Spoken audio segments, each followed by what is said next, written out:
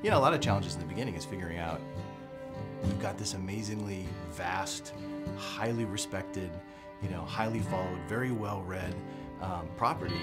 How do you bring that to a game and do it justice? There are so many different things within the books that were clearly had to be a certain way.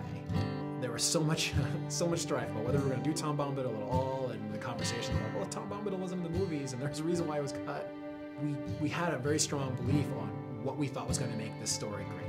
It's such a long road to get to where we are today, and there are so many different things that I can look at now and say, that was definitely the right decision, and Tom Bombadil was definitely the right decision.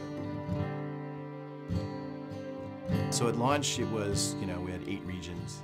We kind of worked our way through the Shire. We ended up in Angmar. You know, it was a, we thought, huge world at the time. In fact, I think at the time it was one of the largest pieces of landscape ever released for a game. Eyes and ears and hearts and minds and everything opened up to us to see how we addressed, you know, how do you do a story in this world? You know, we can't be Frodo, right? I mean, these are the things that people thought the game was going to be, that I could be Frodo and I'm going to run through Middle-earth.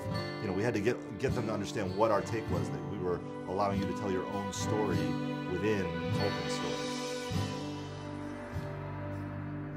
Our goal was, this has to look unlike any place that anybody's ever been in an MMO, right? And hopefully also in an RPG, because when you read about Moria, it's this big, huge, giant, expansive, cavernous place. The idea was to use, to make it a landscape space with not one, but 2 separate height maps. So there'd be a height map for the floor and then a height map for the ceiling. That was something we'd never done before, doing the vast landscapey interior dungeon. It's really hard without a date file and without having sky and clouds and sun and all the colors that brings in. And you could have 2 stretches that have the same grass pattern, the same little huts, and you swap out sunny blue sky for crazy red, green, shimmery, evil thing. And it totally changes the look and feel. Not having that in Moria, it was much more challenging, yeah.